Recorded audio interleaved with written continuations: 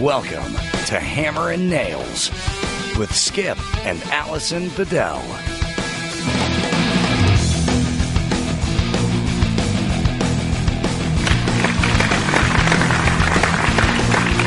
Guess who it is? Hey, what's happening, everybody? We're back. We're doing our thing. I'm Allison Bedell. I am Skip Bedell, and you're listening to Hammer and Nails. Thanks for coming back again. Yeah, we really appreciate it. And You guys are awesome. yeah, and if you're listening, You're gluttons for punishment. seriously, I Keep know. coming back. I know, baby. You know the volume looks really loud on this. So maybe you lower the output a little bit. Yeah. All right. Okay, How's that's that? better. That's better. That better? Yeah. You don't want me to be too loud. Yeah, if you're listening right now, then you found us because the transition has occurred. We are now on a new server. You know, if you are not subscribed on iTunes, you should subscribe because we had just a little glitch in that this new iTunes wasn't having it out on the iTunes store for available to download, but the subscribers were getting the episodes. But if you're not a okay. subscriber, then the episodes weren't coming up as they were loading. Gotcha. You can always get the episodes on our website, hammerandnailspodcast.com. And it's actually, we have a new podcast player on the website, actually. Woo. Yeah. Very fancy. It is very fancy, actually. All I know is that you spend a lot of your time on the computer talking to the computer chick that lives somewhere, and I don't know. We've never met. I just hear her I think voice. she's in South She's got Carolina. that really strong Hard accent. Southern Yeah. voice. And she's like, "Oh, y'all building a website?" Yeah. She's like a real Southern belle. Yes. But man, she's good at what she does, though. Yeah. Yeah. So you two are like you're doing like your online thing, like at all hours of the night, and doing all the crazy. It's a stuff. lot of But work. Yeah, it's a lot. You're constantly working on that. So I got to say thank you for putting all the time into that. You're welcome. Yeah, you do a good job. Yeah, I'm not going to do it And you're anymore. pretty sexy, If too. people don't listen, I'm not going to do it anymore. Because now we get all these stat numbers Listen, and stuff. I understand that we're up to 5 listeners now. So I know, but up seriously, 2 from last week. If it doesn't improve, I can't because this is really it takes a large chunk of our lives to do it, and it's a lot of fucking work, and I like doing it, but yeah, so I'm just like overwhelmed. It's a very busy time right now because we're living in hell. We're in full construction mode, which you guys have probably been hearing if you've listened to the last couple episodes. But the place is coming along awesome. Oh my God! Yeah, you finally got a floor back in. And we got a sliding glass door. It's just amazing. The whole place is built out now. We framed everything out, and it's all roughed in. You can see the shape of the room now. We took out all the walls and got all these monster LVL laminated beams in, like 18-foot beams that are running from one side of the room to the other. So. Now we're talking with Home Depot, or you're talking with Home Depot right now, talking about collaborating with them in how to use the video and pictures that we've been taking of the project. Yeah, we've been filming this whole process and GoPros set up and filming stuff on tripod and just letting the cameras run all day and doing time lapse so you can kind of chronicle the whole process. Even like when we go into the store and shop, we've been filming it. So I'm hoping they're going to want to use some of the. Well, they approached you and said that they did, but the thing, because I haven't been putting it on the website because I'm thinking, if they want the stuff, I'm Right. hanging on to it. Right. So in the meanwhile, we got to find out what the fuck. Because is that what we need to find out? I want everybody to see what you're doing. Yeah. I mean, it's like you've been working so hard, and that's your thing. That's what everybody knows you for, and they should see what That's you're doing. my thing. Yeah, we haven't really shared many photos because we're kind of we're waiting to see what's going to happen with we got people that are interested in doing something with filming this thing. So, but I think we're going to release some stuff, so you guys can get an idea and definitely. Put some video out, little clips out there or something, right? A little bit. Yeah, just a little bit. What was really, we had a sweet moment this past week because I'm just about 66 years old, and it occurred to me that and I had said to Skip that less what 30? No, and I said this is the first time You're I've ever feeling lived. like you're 66. I know I am. I've never had a new kitchen before. I've always been so envious of people who had one. The house I lived in before this house, when I first met you, was a piece of shit. And my condo before that I bought on my own, it had an old kitchen. That's why you wanted to be with me. I told to build you a nice house. No, you know what? Actually, when I All was this time, I just thought it was because I had big junk. No, because when I was in that condo, when I lived in that condo, and the person I was with at the time, remember that the ugly chick that I was with, when I was trying to, be a good person. Right. She had money, and she offered to buy me a kitchen. Oh. And I said no. Well, as far as I can see, you really don't need a kitchen. Because I don't care. No, you don't. You use the hell out of the microwave, though. I bake. You bake? That's true. I do bake. You make cookies. I make amazing baked items. Really healthy cookies. Yes. Yeah, I don't think I've ever had such healthy. I didn't even know cookies could be healthy. Yeah. Like these cookies, if you guys haven't heard about them already, if you listen to any other podcast, they have no butter, no wheat, no flour, no gluten, no sugar, no dairy. How the hell do you make a sugar cookie with no flour, no sugar, and no butter? Yeah, I mean, how is that even possible to have it taste that it doesn't taste like a piece of cardboard? Yeah, and this latest batch, I think, was like the best yet of the oatmeal cookies. All I can tell you is that these cookies are amazing. She uses sugar-free chocolate, they're like diabetic friendly, which neither of us are. But if you are, the recipe for these things are just amazing. They taste amazing. They taste like something you get out of like a bake shop that are like. They should be super fattening, like the craziest. Like when you get the Girl Scout cookies and the ones you always order are like those the coconut. The Samoas. The Samoas, right? Oh my God, remember? Yeah, they're like that with like some almonds and chocolate and coconut. I'm like, what the hell? Actually, this particular how batch, are these cookies not like 5,000 calories a piece? But they're not, because it's like having like a healthy meal almost. Like you can eat a few of them instead of just having it for breakfast instead of a bowl of oatmeal. Yeah. Because it's got everything that you would want in your breakfast. It's like a breakfast cookie. It is a breakfast cookie. Yeah. Yeah. It's kind of like morning wood. You can eat your breakfast cookie. I like your breakfast cookie. Anyway. Breakfast cookies are fun, man. Yeah. It's always fun in the morning. Yeah. Right? Yeah. Cookie nookie. Hey now. All right, so we went from like talking about building the house and filming it to sex cookies in the morning. Today we went and we're all over the place there. We had a little story with the stone that we had about, what was it, like 4 years ago maybe? It was like pre-Catch a Contractor. We were at that time, we've been in this house, 5 years now? Over 5 years. Shortly after we bought this house, we were going to remodel the kitchen because it desperately needed it. Like that was one of the things we said when we bought the house. We're like, wow, the house is great, but it needs a new kitchen and a new bathroom. And we were just starting that process, and we went to go look at cabinetry. We went to a stone yard and picked out some stone. I was friendly with a big stone yard that I did a lot of business with that actually was going out of business, and we went and bought a bunch of slabs from them. Yeah. And then we had nowhere to keep them, so one of the people that were working at that stone yard that I had done a lot of work with, this girl Amy, she got a job at another a competing stone yard. And she said, well, why don't we just transfer your slabs over there and we'll keep them there until you're ready to do the kitchen. Well, P.S., that was 4 years ago. And so we had 4 giant slabs of granite that we had chosen back then and paid for and had someone transport out and store in the stone yard. And now we go out there and they're like, there's no granite here. Mm-hmm. Well, actually, 3 years ago, I went back there just to like check on it, and because we were gonna do the kitchen, it was like getting dragged on. What happened was that then Catch a Contractor came along, and we've been gone. We've been across the country, I saw California. the slabs there. Yeah, but see, between then and now, and they've been outside, whatever sticker or something that was on them that labeled them as ours was no longer. So I called up. Hey, do you know who we are? You sold my granite.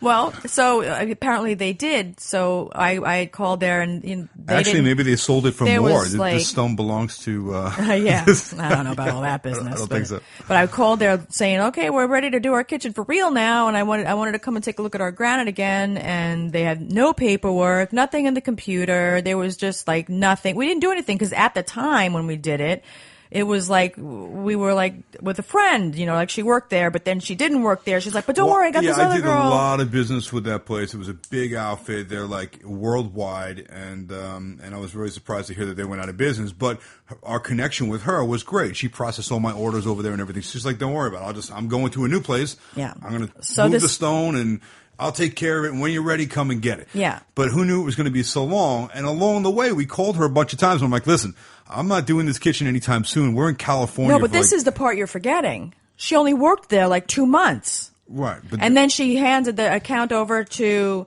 somebody else that worked there.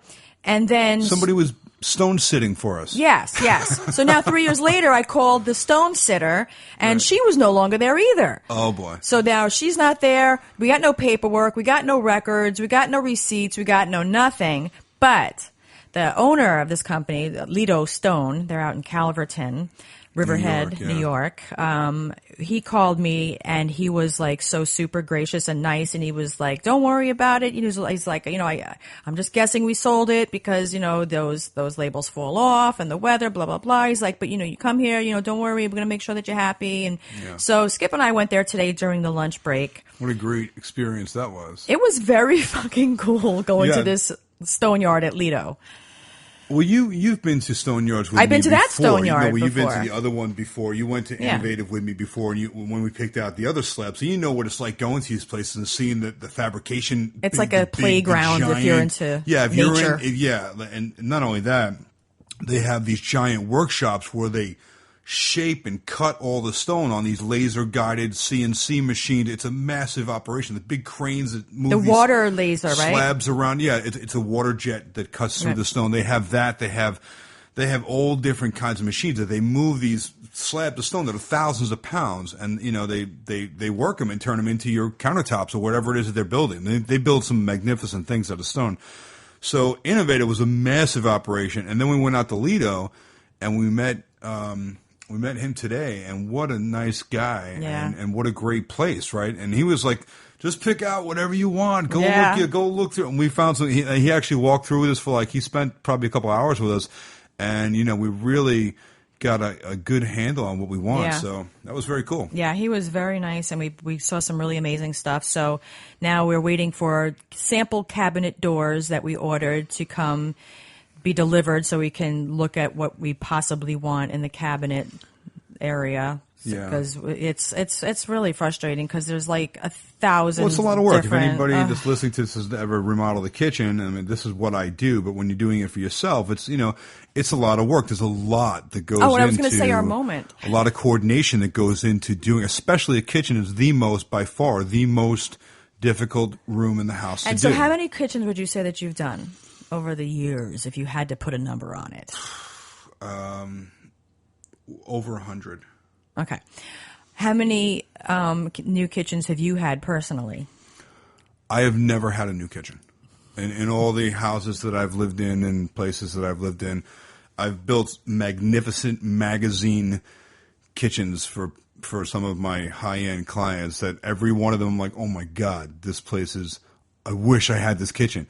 But we didn't, It's always for someone else. It's always for someone else. So this is really cool because, not only is it our first house together, but for the both of us, it's the first time that we're ever doing a project like this for ourselves, Kitchen and bathroom. Yeah. Yeah. So I mean, you even did my mom and my dad's kitchens and bathrooms. Yeah. Yeah, that's right. We've done everyone in our family, right? Your mom, your dad, everybody. I've done everybody else's stuff, but still haven't done ours. Yeah. Yeah, so it's pretty cool. So we're definitely looking forward to it. So we're going to post some pictures for you guys. And what was also really cool, because we're doing this theme in this. Our house was built in the 40s. What we loved about it, it's kind of like almost like a cabin style. It's got a huge fieldstone fireplace. It's a cape, right? It's a New England cape style home, which is kind of like a cottage style. If you're familiar with that architecture, it's a very cozy house. It's a nice little house, and it feels really cozy and inviting. When you walk into it, it's got hardwood floors, a big stone fireplace. you kind of feel like you're in on vacation. Yeah, it's almost like you're in like a little B&B or something, Yeah, you know. yeah. But they had a lot of small little rooms because back then when they built these houses, you know, the closets were small, bathrooms were small. Yeah. Now everyone wants a walk-in closet. They want giant bathrooms. They want giant kitchens. All the things that the other rooms in the house, the living rooms were the prior in the main room, Yeah. but all the other rooms were always smaller in these homes. Right. So we have slowly but surely been working through our house and doing things, and we fell in love with the character and the charm of this house. But it definitely, I got Skip a new addiction. yeah. So anyway, where I'm getting off key here. But what we're doing with this kitchen is going to be a very rustic style. I think we've already mentioned that we're doing like a lot of wood in this kitchen. We're big structural beams through the kitchen, Industrial. and all exposed. And we're going to do like kind of like a wood and industrial, country and / like industrial feel. So there'll be a lot of reclaimed wood. Our sink is a hammered copper handmade sink out of hammer made copper, which is very different. You won't see that anywhere else. We're using a lot of different metals and steel and iron and copper, and we want it to look very unique. Everything in this room, we don't want it to look like you purchase it off a shelf in a store. Everything is kind of made.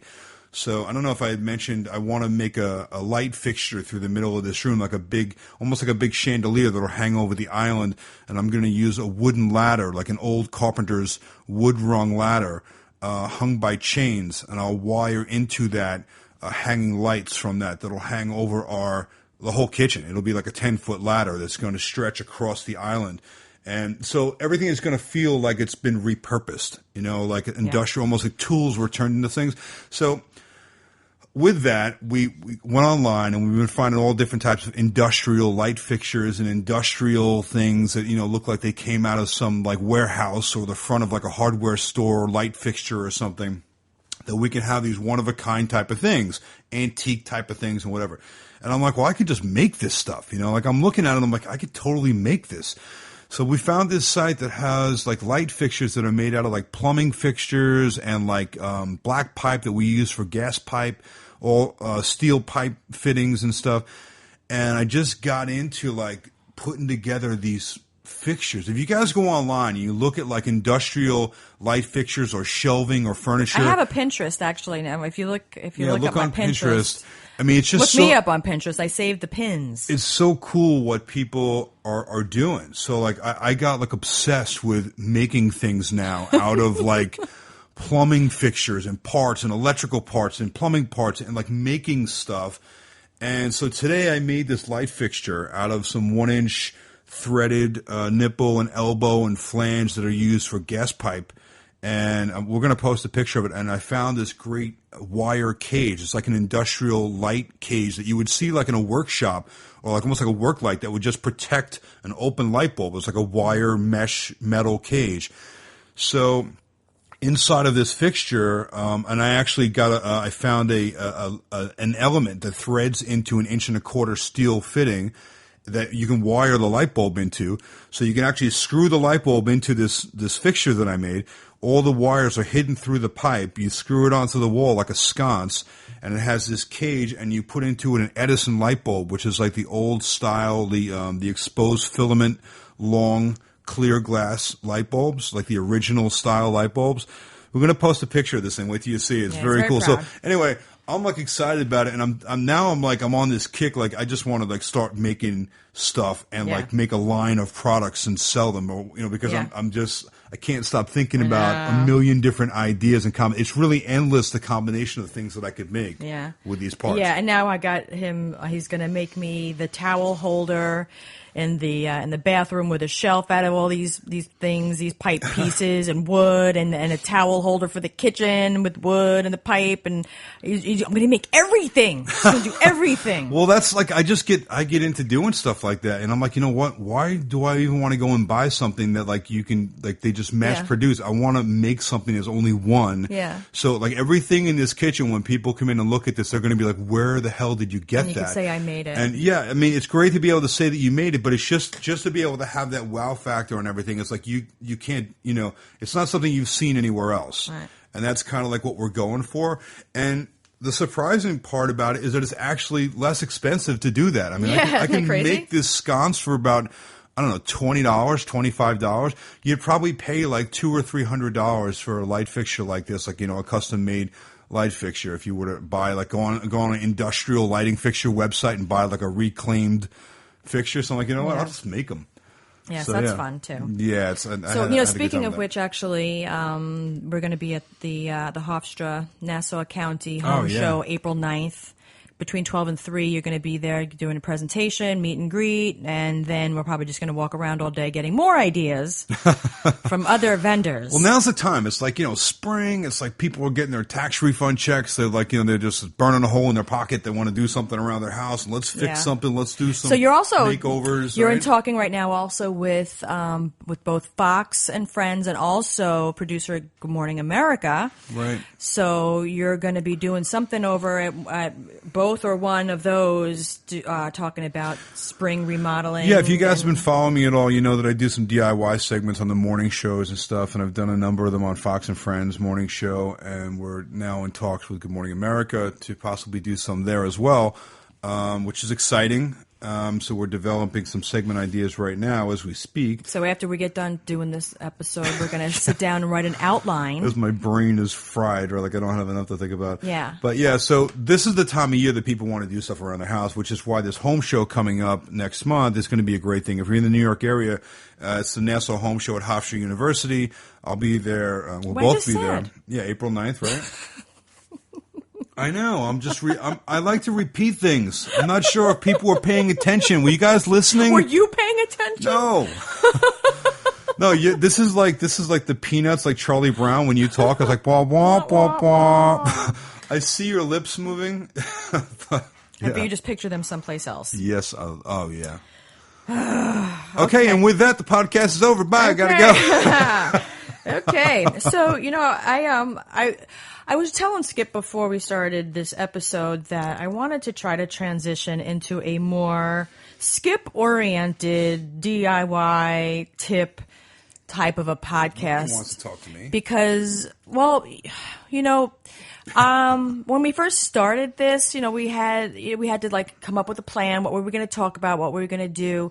And I think just by nature, I'm more of like a take charge kind of like I'm like a leader type as far as like I'll move us from one topic to the next. That's just like my personality, and you're kind of like counting on me to now we're going to do this, and then we talk about that. But I really would. Well, I like to follow your flow. You're going in a good direction. It's you tend to take us down the. But that was never my intent. The intent, I think, when we first started, was to have it be. I mean, you're the big fucking star on the show, not me. Let's face it. The intent when we first started this was going to be like a commentary on Catch a Contractor. Yeah, and then Spike fucked that shit all up. It was going to be, just so you guys know, when we first set out to do this, we got together with Corolla Digital and we talked to, just about an idea of putting out a great podcast. It was really just to put something out that the fans of our show would get a little extra that they weren't able to get from us on the TV show, because, the time is very limited.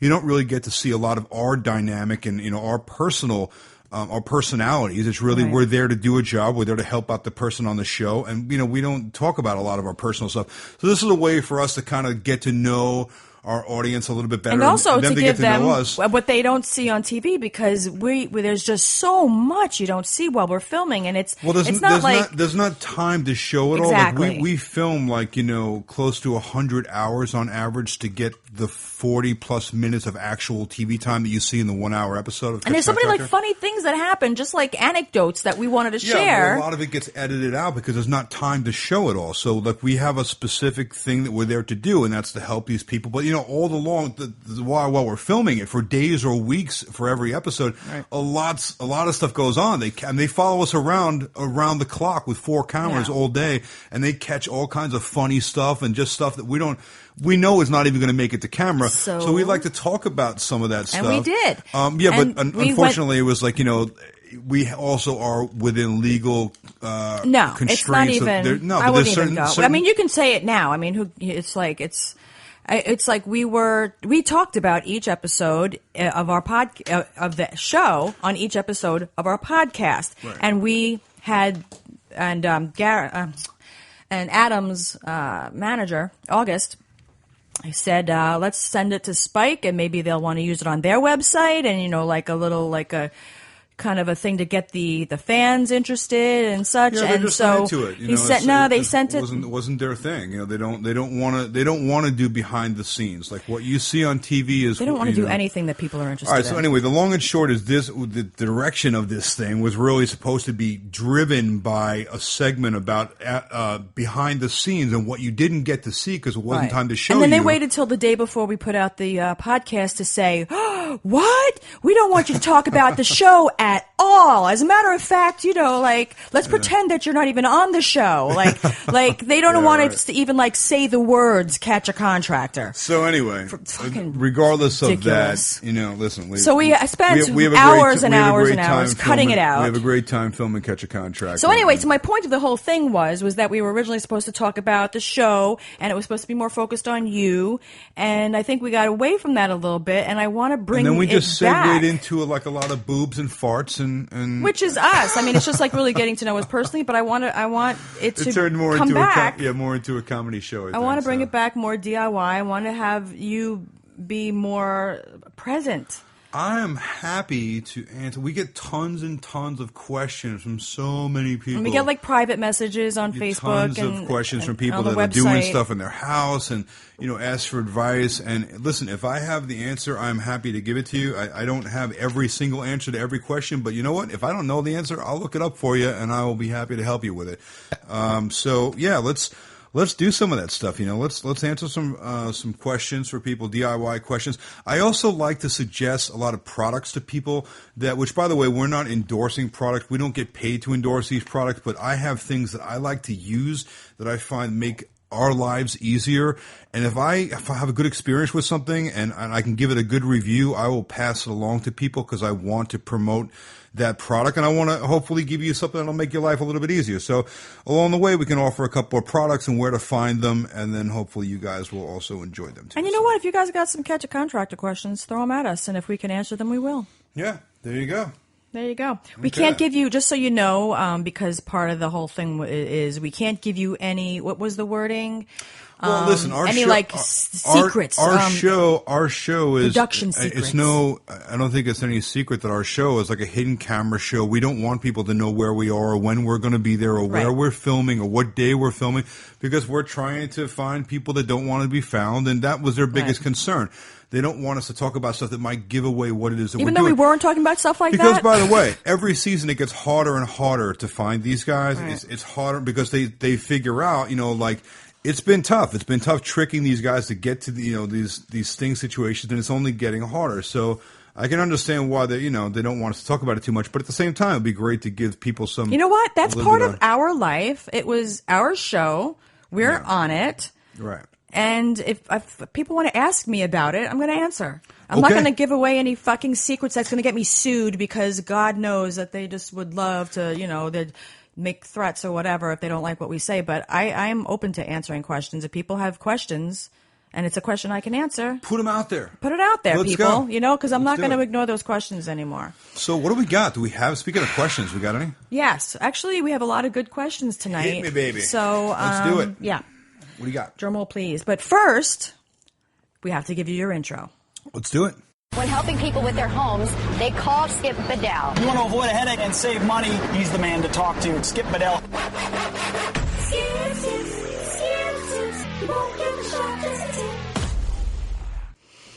Okay, David Fournier. David.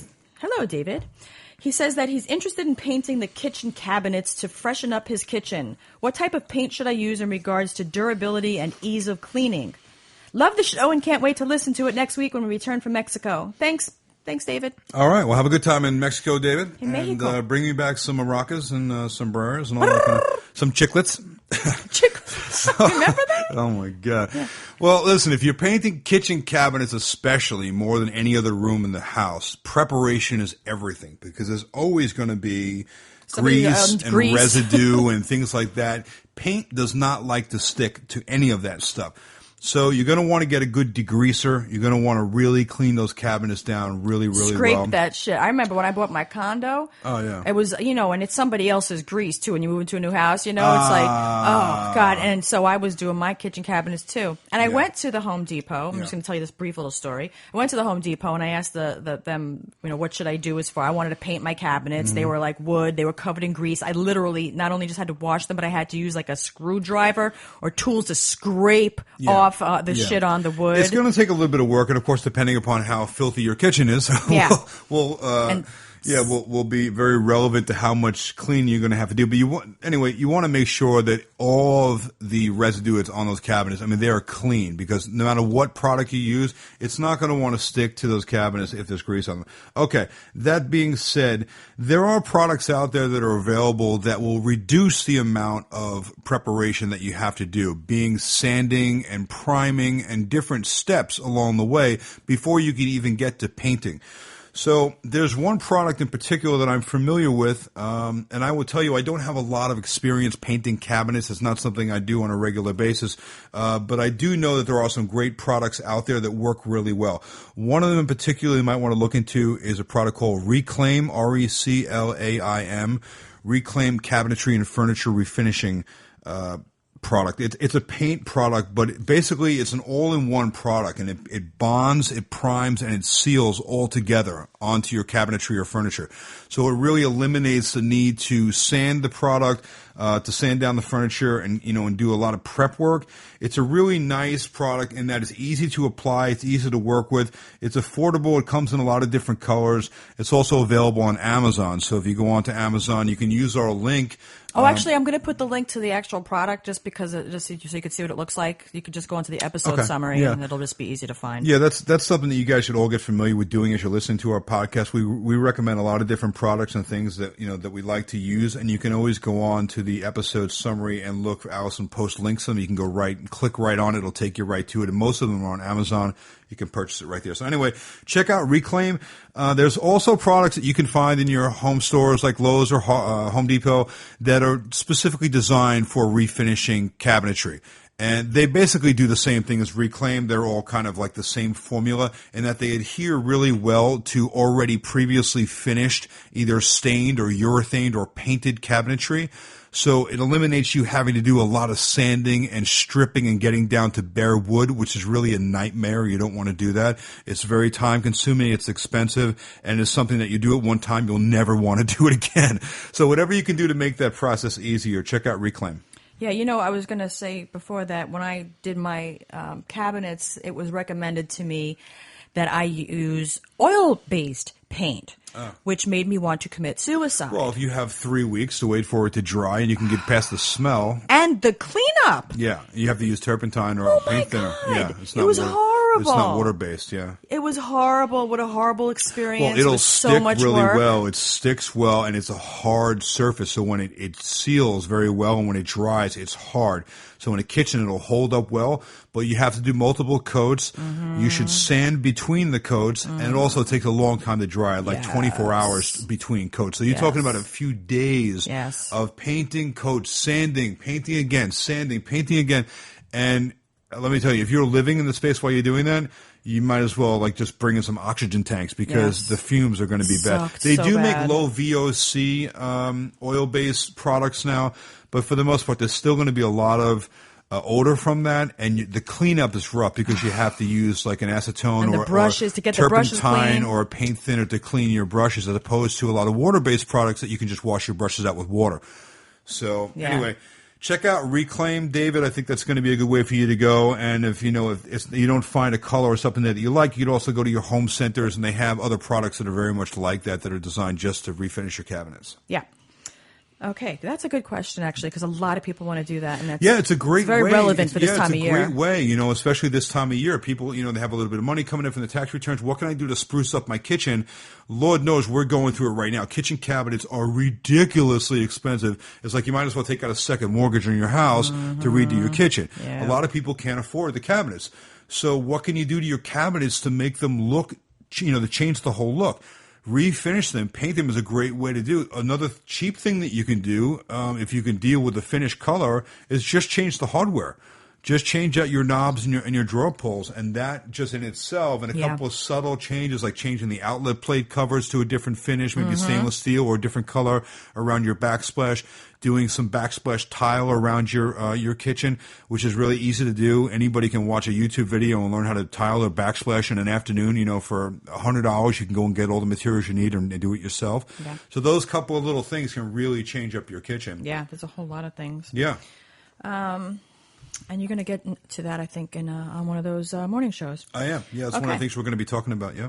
Okay, Coleman Collard said, I want to do a faux barn wood wall and can't really figure out how I'm going to attach the wood. Nice. So he provided on Facebook a picture of a wall that he likes that he wanted to do something similar to it. And so basically what I'm looking at are a lot of various colored slats going across the wall. Yep. That's a whole great wall. looking wall. It looks kind of like Sure maybe is. pallet wood, or it's a couple of different species of wood that have different color stains on them. That's a great look because you can tell each one of those planks came from a different source. They're like from multiple places. They were taken off a barn or someone's shed or fence or whatever. There are a number of different ways that you can attach that wood to the wall. One of which is you can use a glue. You can glue it to the wall with like a PL or a liquid nails construction adhesive. Another way I would suggest that you attach it to the walls with a finished trim gun, like a nail gun, a pneumatic nail gun if you have one. If you have access to it or you can even rent one, that would probably be the easiest way because the glue can be a little bit tricky to work with. It's a little messy. If you get it on the face of the wood, it's tough to get Glue off. is strong enough to hold a panel of wood It's on a very wall? it's very strong, yeah. And you start from the bottom and you stack it. So you always start from the bottom and you work your way up. So really, you're stacking it. So it's the wood itself is holding the weight. You're just sticking it to the wall. How do you get it to the edges and the corners?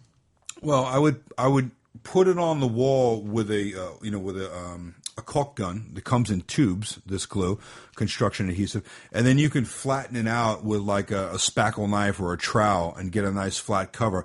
You might even want to use like a small notched trowel that has like a tooth on it. I mean the wood, like the wood slats. Like, do you start in the corner, like on the? How do you get the edges? Like, because I guess you have to have a saw. You're going to have saw. to have a saw, absolutely. So let's say you have a 10-foot wall across from side to side, and the standard height is 8 feet up.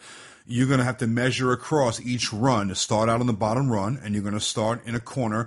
Now, being they're all random sizes, if they were the same size, I'd say start in the middle and work your way out, kind of like you would do like with a tile.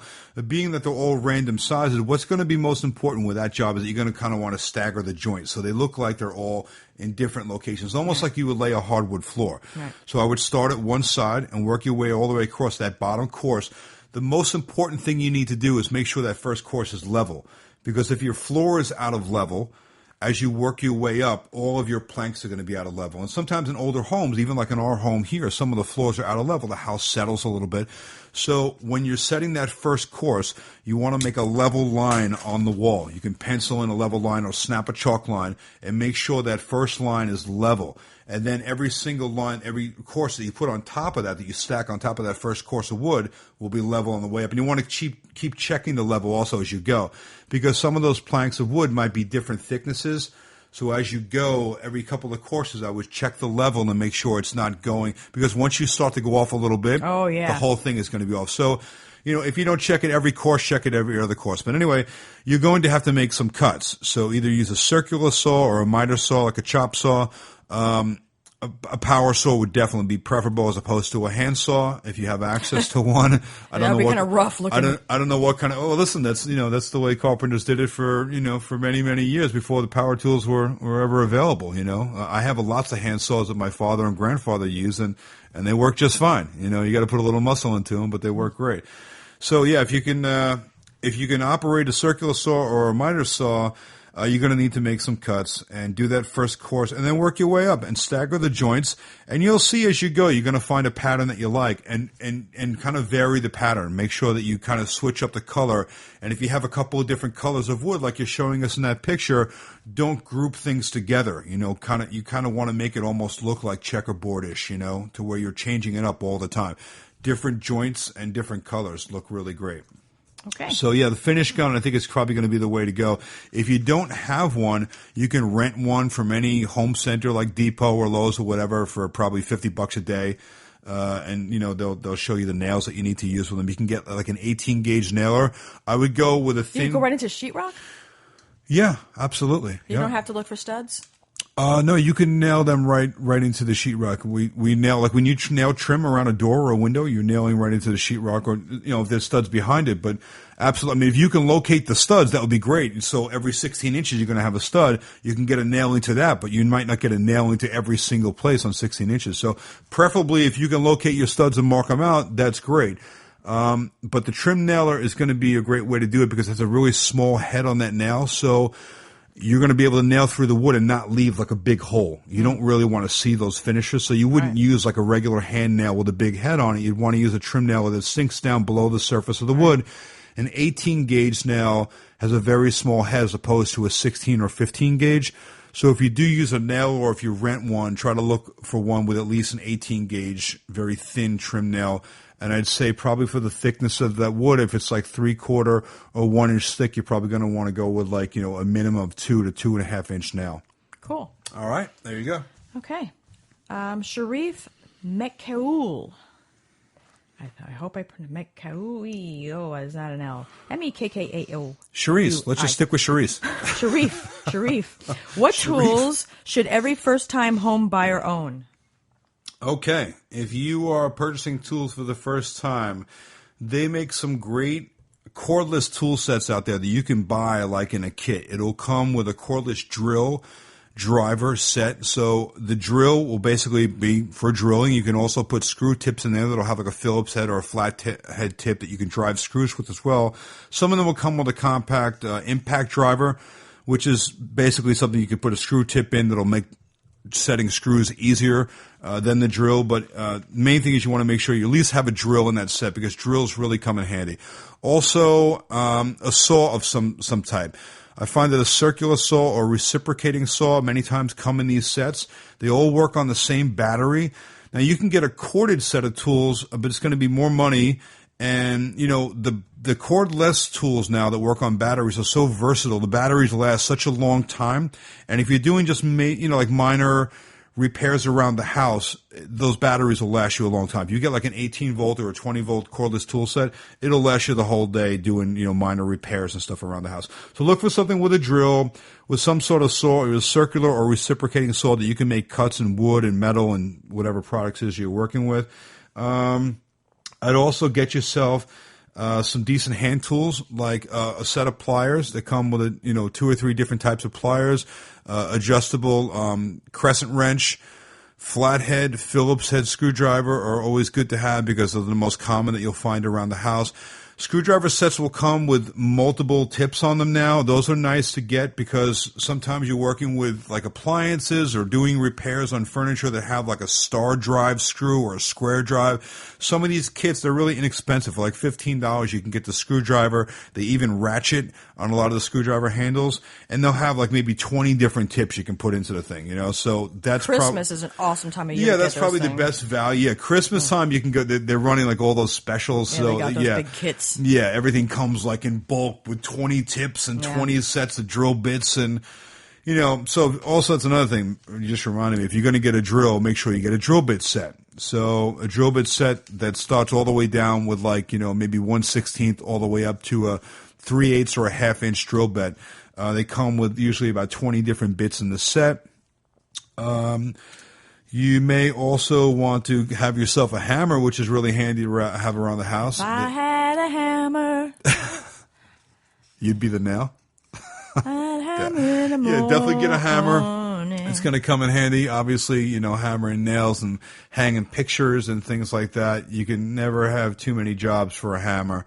And then you can get hammered and get nailed. Yeah, absolutely. And depending upon the kind of projects that you want to do around the house, I don't know how handy you are. It's a tough question to answer because if you were to ask me what kind of tools do I want to have? I have a trailer full of every tool you can possibly imagine. So depending upon, what your skill set is and what it is you plan on doing with them. But if you're just planning on, doing first time homeowner repairs around the house, the things I just mentioned to you, get yourself like a multi-tool cordless tool set that comes with a couple of different basic tools. And most of them come with a flashlight also that's really handy as well. Those are great to have. Best flashlights. Because they're great flashlights and they work on the same battery as the rest of the tools. And many times you're doing repairs or jobs around the house, like in the crawl space or the basement or the attic or the garage, or places that don't have a lot of good light. And that light is really handy. You can snap on the battery from your tool right where you're working and you can see what the hell you're doing. So that might save you from injuring yourself as well. So check out some of those things that I mentioned. You can find all that stuff at your local home store, and or you usually can put a really link on our some examples. Yeah, you know what? Maybe I'll do that. We'll set a link on our page for this episode of some tools that you should have. Note to self. Just write it down. Yeah, note to self. Yeah, so you don't forget to do that. Some first time homeowner repair tools. Yeah. Okay. Say that 3 times all right. fast. Next one, Tim Pendergrass. I have an odd-sized interior door that needs to be replaced. It's an old house. Okay. He's got 3 choices here that he's giving you. Should he, A, trim a solid core door to fit, B, attempt to trim and re-glue a hollow core door, or C, try to find something pre-hung and go that route? What are we talking about? Are we talking about ripping it like the width of the door or the height of the door? What's the dimensions of the door? He says it's roughly 28 by 78. Okay, so 28 is a standard size for door slab. 78 is not. A standard size door slab is 80 inches. So if you're going to cut it down to 78, you're going to want to take some meat off at least the bottom side of the door. You may want to take some off the top as well, but that would mean you're reframing it. So you could take some, cut off the bottom of a hollow core door. 2 inches is quite a bit to take off the bottom of a hollow core door because you only have about 1.25 inches of base frame that runs around the perimeter of that door, and then it's hollow. That's why they call it a hollow core door. So once you cut up above that 1.25 inches or 1.5 inches of meat on the bottom, you're just cutting through Luan, just a hollow, very thin material. So you can do it. If it's a regular, like a 6-panel standard colonial style layout, I don't know if it's the flat panel. If it's a flush panel, it's really easy. It doesn't matter where you cut it. If it's a 6-panel and you have the rail on the bottom, and the style going up through the middle, if you look on the top and the bottom rail is always wider than the top rail, the top of the door. So you'd want to take more off the bottom of the door than the top. I wouldn't suggest that you go any more than 1.5 inches or 2 inches off that door. It's going to look out of proportion, but you can get away with what you're looking to take off of there. So you'd want to take the door off the hinges, set it down on the set of horses, put some masking tape around the door, mark off with a square. Like I like to use a T-square like we use for sheetrock, and get a nice square line across the door at the height that you want to do at 78 or whatever it is you want to cut. You're going to cut the door, but you're going to mark it on the masking tape, not on the door. And the reason why you're doing that is as you cut that door, the blade is going to want to peel up the finish on the door. The masking tape will hold it together. So tape all the way around the door, all 4 sides on the band of tape. When you mark it with a pencil, you mark it on the tape. Now cut your line, and you're going to drop off the 1.5 inches or whatever on the floor. You're going to pick up that piece, and you'll look inside of it. You'll find the filler that's inside of it. It's like a solid block of wood on the bottom of it. You're going to take a utility knife, and you're going to peel off the outside layers of Luan that are on that, and take that block of wood now and slip it right back in the hollow bottom of the door. And what you can do is use some wood glue. Some Elmer's wood glue is a good product to use. Put it around all sides of that. Slip it back up inside that hollow bottom and use some clamps, some work clamps, and clamp it back together. And you're going to want to let that glue set and dry. And the reason why you're doing that is because the bottom of the door now is hollow, and it's going to be very flimsy. So if you were to push the bottom of the door with your foot or anything bumps into it, you're going to wind up damaging the door. That band of wood is what holds the door together. So it's important that you glue that back in. If you're cut up above that, it has no structure to hold it together anymore. I also like to use, if you have access to a trim gun, I will take some very short trim nails, like a 1/2 inch or a 3/4 inch trim nail. 18 gauge or thinner, and I'll dial back the setting on how deep the nails get shot from the gun, and I'll dial it back very shallow because the luan on that door is only like 1/8 of an inch thick, so you'll blast right through it. Dial your gun back so the nail shoots almost flush, and as you're setting the glue and clamping it together, you can also pop a couple of short trim nails in there. Obviously, they got to be less than an inch or so because the door is 1 3/8 inches in thickness. So if it's longer than that, you're going to come through the other side of the door. But if you use a short nail, like 1 inch or less, you can set a couple of nails in that while the glue is drying, and it'll really hold it together. Go back and fill over the top of it with some caulk and paint it, and you'll never know. Okay. There you go. Okay. We've cut and trimmed thousands of doors, and you can definitely do it. It's not hard to do. It's either that or you're going to go buy a custom cut down door and spend a lot of money for it. So. Okay. Yeah. Amy Rowlerson, she gave a few pictures of what is a window inside of her shower. It's a It's a what is that called? Double hung. Does the window go up and down or up side and to down? Side? It's a double hung window. Yeah, and okay, the not right away. There's already problems. Okay. But go ahead. She said, "What can we do to keep this from happening to the wood around the window in our bathroom?" Nothing. Now it's this very bowed. It's coming away from the wall. Looks like the paint is separated. It looks like a fucking mess. Amy. No one should ever have put a double hung window in your shower. That is a gigantic no-no. Double hung windows are longer. They are vertical. They're up and down, obviously, because they have two sashes that move up and down. A better choice for that, if you had to put a window with two sashes, would be a slider, because you can get a shorter window, not so tall, which will get the sill height up higher off the floor. Most of the water is hitting the wall from like your shoulders down, right? If you look at the top of that window, I can guarantee you there's no damage to the top of the window, right? It's only toward the bottom. That's your first problem. Wrong type of window. I don't like to put windows in showers. Sometimes we have to if it's on an exterior wall and it's the only place that we can put a shower in a room if we're building a new shower in a bathroom. If we have to, I choose to use an awning window, which is a horizontal style window that tilts outward. So kind of like it cranks out, kind of like an awning would do off the side of your house. That allows us to get a lot of daylight because it's still rectangular in shape like your double hung, but rather than being vertical, it's horizontal. So that means we get it up higher off the ground. Now, code on an interior window in a shower is 60 inches to the pan. What that means is the bottom of your sill height can be no less than 60 inches to the floor. If your window is lower than 60 inches, it's going to cause you problems in a lot of different reasons. First of all, it's going to be wet all the time. Okay.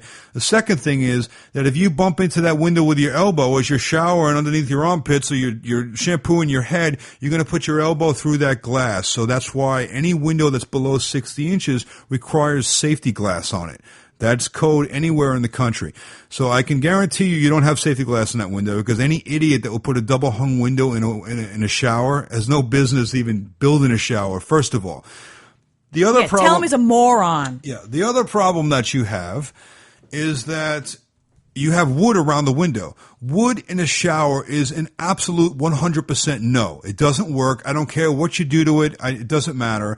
Anytime we put a window in a shower, it's an awning window, and I have them made out of vinyl or some other product other than wood. Usually we have to have them specially made. And I just did one recently. I have the window made as an awning, and we make it an all vinyl construction, the whole frame and everything. This way there's nothing on that window, including the frame, that can get rotted. In addition to that, you have a wood trim around that window from the picture that I'm seeing, which is absolutely retarded. You can't put a wood casing on the inside of a shower. It's bad enough that there's a wood window frame in your shower, but wood trim that's painted, it will never hold up to the steam. Even if it doesn't get wet directly from water splashing on it, the steam alone is enough to make that paint peel right off the wood. There's nothing you can do that's going to make that last. And if I can just interject, she had made another comment underneath that said that, and that they open up the window while showering as well. This took about 3 years to get this bad, but even if we replace the wood, I assume it will happen again. Yeah, I would imagine that you're having a hard time opening and closing the window as well. I don't know if it's a wood sash window, but hopefully it's not. Hopefully he knew enough not to do that, because the wood on the sash will swell, which will make it almost impossible for that window to operate. So I'm hoping that it's at least a vinyl sash window, but there should be no wood on that window at all. So the only thing that I can think to tell you, if you don't want to restrict, if it was my shower and I bought your house, the first thing I would do is take that window out immediately. I'd have the rest of the wall tiled up. You can still keep a window there, but I'd put a vinyl awning window up higher so you can get plenty of daylight. And then rather than putting a wood trim around the perimeter of the window, you tile into the window frame. So looking at your picture, there's a wood extension jamb. That is the part that comes from the face of the frame of the window out toward you, right? And then that's where the molding touches. So the window insets into the wall. The material that goes between the molding on the outside and then to the window is called the extension jamb. That is also made out of wood.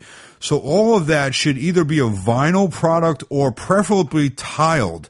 So when we put a window in a shower, again, awning, vinyl, and then rather than doing a trim around that, we tile right into around the corner, and the extension jamb now is made out of tile. We turn the corner with a bullnose tile that has a finished edge on the corner, and we tile it, return it right back into the vinyl window, and then grout it with a special grout that has a latex additive to it. So rather than applying that grout with a regular trowel that's mixed with water and mortar, it's shot out of a caulk gun, and it's almost like a caulking. And it looks just like your regular grout, but it's specifically designed to be wet all the time around that shower, and it's flexible because don't forget, the shower window is always going to get daylight coming through it. It's on an exterior wall, which means it's going to be subjected to cold and heat, which means expansion and contraction. Grout doesn't like to expand and contract. So the grout around that window is going to want to be a latex caulk grout. So there's like 20 different things that are going on that are wrong with that window. It's making me crazy if looking at this picture. The only thing I could tell you to do to fix it, if you don't want to change the window completely, is take all the trim off around the window. Have somebody come in that knows what the hell they're doing, first of all. Remove the trim, remove the extension jamb, and have them replace that with some backer board, cement board behind that if it's not already. She needs to hire somebody to do this. Yeah, you need to have a tile guy come in. Absolutely. Please, God, don't call the guy that built the bathroom for you, because shame on him for ever doing that. That's a recipe for disaster, what he did there. And it's designed to last for a couple of years, and then it's going to fail, which is exactly what it did. So get a good tile guy in there. He's going to take that apart. They're going to tile the trim where the wood trim is right now. They're going to fill that in with a bullnose tile similar to the tile that you have, and then return the tile into the window. They'll caulk it all up, and hopefully the window itself is made out of vinyl. It's still too low. It's still going to get wet, but at least you're not going to have any wood that's going to be rotting and the paint bubbling and peeling off of it. That's just a nightmare. Yeah, that looks like a vinyl window. You need to send me this guy's name so we can get him on Catch a Contractor. That is... yeah, because he did. He took your money and then he fucked you in the ass. Whoa. Okay, then. Yeah. Wow. I mean, basically, he screwed her. Wow. I hope that he was at least kind enough to buy her a drink. Yes. With her money yeah. that he took from her. Okay. Oh, goodness. You have such a way with words, sweetie. I know. It's amazing what comes out of that pretty face of yours. Oh, sorry. It looks so good and it sounds so bad. I know. That's why we need to have more of you and less of me. No. Are you kidding me? People love you. No. Yeah, you're very entertaining and funny and very knowledgeable with all your legal stuff, too. Yeah, it's always a pleasure listening to all your stories. I love hearing all that stuff. Thanks, baby. Yeah, what else we got? Okay. From Jamie Heredia, also known as Jaime, if he's Latino. Hey. Water damage in his friend's floor looks like it's sinking on a raised foundation. Can regular Joes fix it, or is it too complicated? They both work in construction, but there are no carpenters. Okay. Both work in construction, but you're no carpenters. What the hell are you doing? All right. Well, there's a lot of different trades in construction. Not everybody's a carpenter. Maybe they're electricians or plumbers or who knows. So, anyway, from what you're telling me, it sounds like there's more to this story, and the description of what you're saying is kind of vague. I would suggest that you get someone who knows what they're talking about that can come and really take a hard look at that, because there's a number of things that could be causing the problem that you have, and there's a few different solutions that may, be used to fix it. So it's really hard for me to answer your question, Jamie. I would find a good contractor, or maybe someone that you're working with that is knowledgeable and trustworthy, and have them come over and take a look for you, and get an assessment of that. So the answer to his question is regular Joes shouldn't fix it. It is too complicated, and you should get a professional. I would say that even if you were to get the professional over there and pick their brain and ask them what is going to be required when they give you an estimate, well, what detail the estimate, exactly what is it that you're going to do. And if you, in fact, are in the construction trades and you feel it's something that you can, tackle, then by all means, give it a shot, But I would have a professional come over and at least, diagnose the problem and then give you a solution to it and how to do it before you attempt to do it yourself. Okay. There you go. This is a similar question, I think. Tony Ballard. He has a raised floor. Okay. Had 21-inch tiles installed in 2001. Oh, God. Had many crack, and he pulled them up and installed backboard screws, which the contractor shot finish nails in. Wait, hold on. He installed backboard screws. This is exactly what he wrote.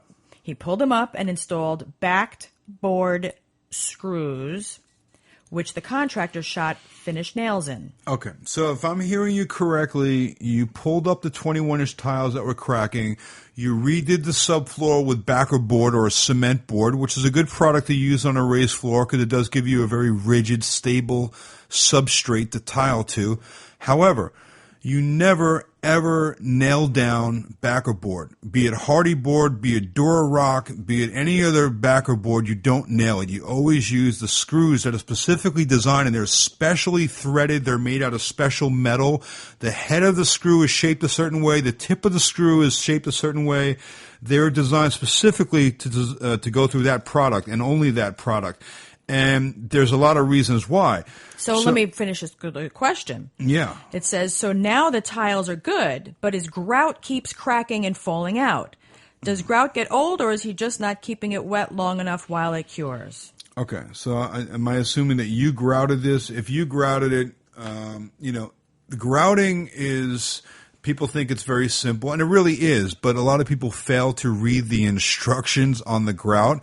Each manufacturer has their suggested ingredients, and that is the actual ratio between the water and the mix, the temperature of the water, the RPM that you should set your drill at to whip it, the type of whip to use, and the consistency that you set that grout at. That's all relevant as to how that grout sets, how quickly it sets, and that's going to dictate how well it holds up to the traffic, especially on a floor where it's going to be subjected to you walking back and forth across, as opposed to a wall tile that's not going to get any force down on it. So, that being said, you may have a high traffic area in a flexible floor situation, especially if your backer board was nailed down. Whoever did that should be shot. His nail gun? Unfortunately, if your tiles aren't cracking, first of all, 21-inch tiles on a flexible floor is always going to be a problem. When you have a floor that has a little movement in it, the best thing you can do, first of all, starting down in the structure is to sister up your joists and make the floor more rigid. Then absolutely use a backer board because it's going to make it even more rigid. Use the proper amount of screws and put the right number of screws in it. If you look at every sheet of backer board, it actually has little squares written, like printed on the backer board. Every sheet requires a certain number of screws in a certain place, and they mark it out for you. People just randomly throw down screws, and half the time they use drywall screws. Not good. Drywall screws don't work, and they would hold. The whole purpose of that is to give you a rigid substrate so your tiles don't crack. So being that it was nailed, unfortunately, I don't know if there's anything you could do to keep your stuff from breaking. Even you probably use smaller tiles now, which might solve your cracking problem. But the grout, if you're still in a flexible floor situation, you may want to use a grout additive, which means you're going to have to take that grout out, go and get yourself like an oscillating multi-tool, like a fine tool, or everybody's making them now. They make them cordless and everything else. You put a grout removal blade in it. It's very easy to remove the grout now with these tools. You can take all the grout out on your whole kitchen floor in like an hour. Vacuum it all out of there, and now that you have new clean grout lines, you can mix in a new grout, but you may want to add a grout additive. They have latex additives that you can add to the grout. I would get it from a good tile store, not from like a cheap place that has like, low cost grouts. Go to a good tile store that has like commercial grade professional tile, guys. Go there, get a good quality grout, and ask them for a latex additive that adds a little flexibility to the grout, because if you have a loose floor, you're going to be prone to having cracked grout lines. Okay. There you go. Sarah Drover Phillips. She wants to make her hole bigger. Whoa. Is it possible?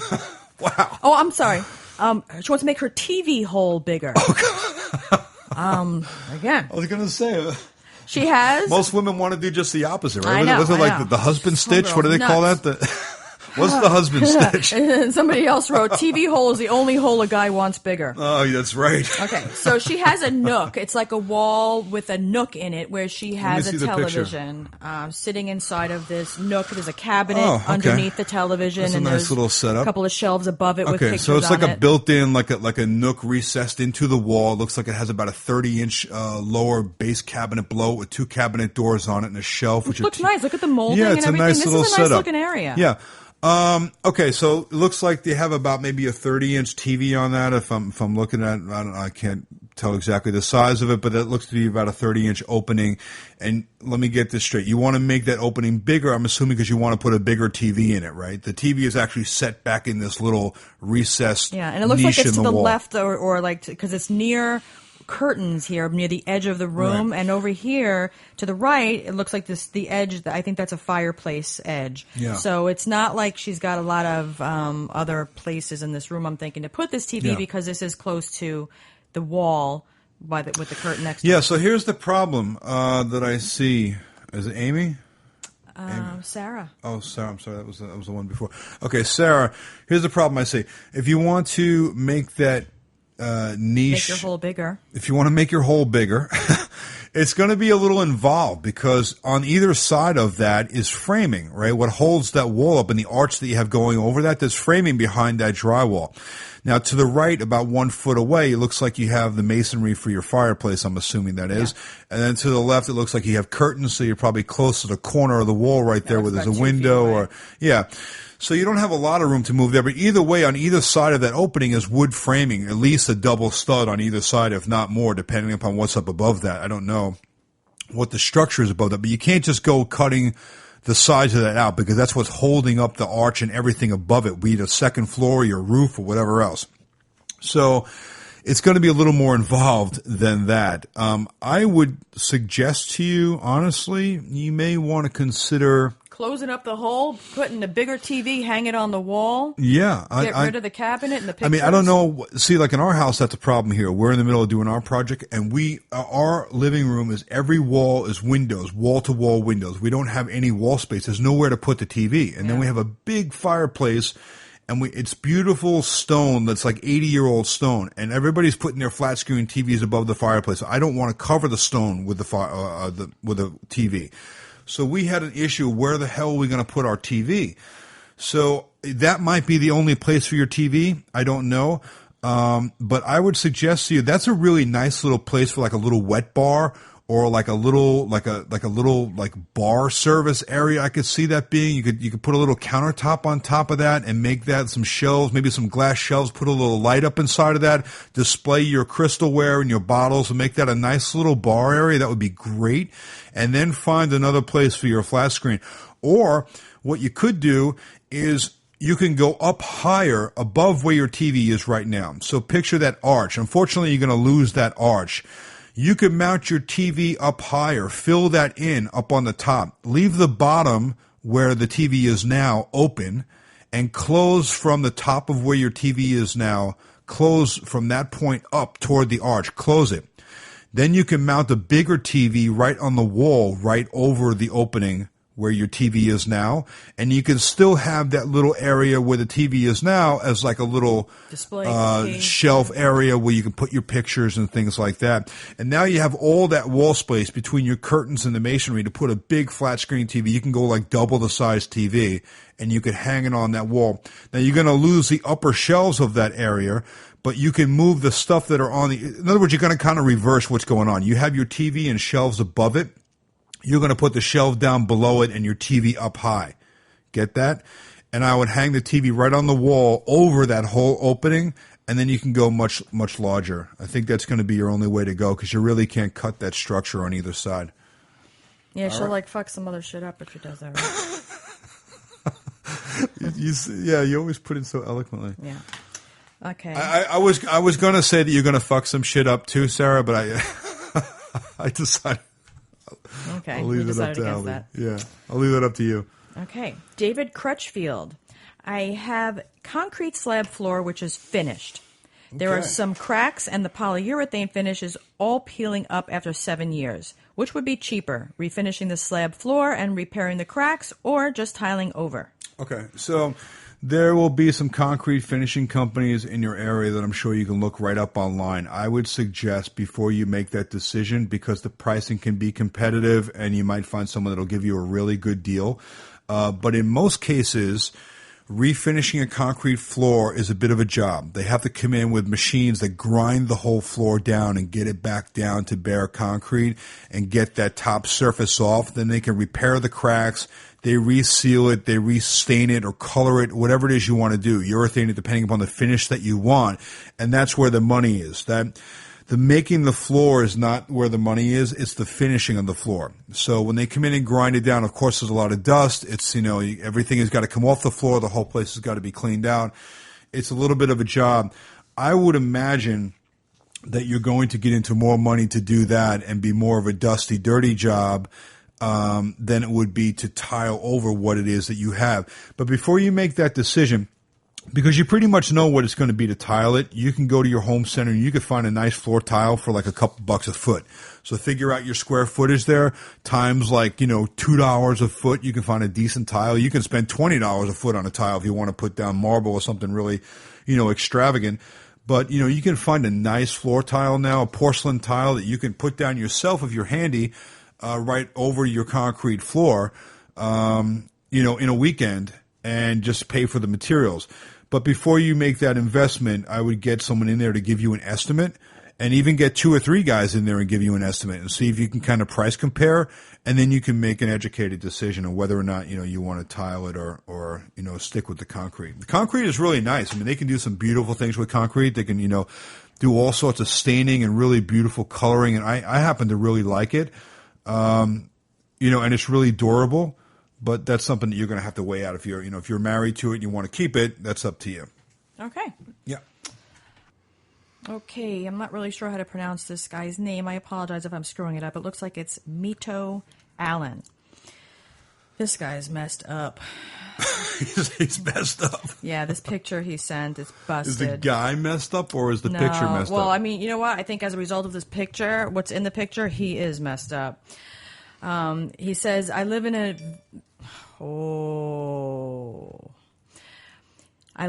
very old apartment building with extremely low hot water pressure.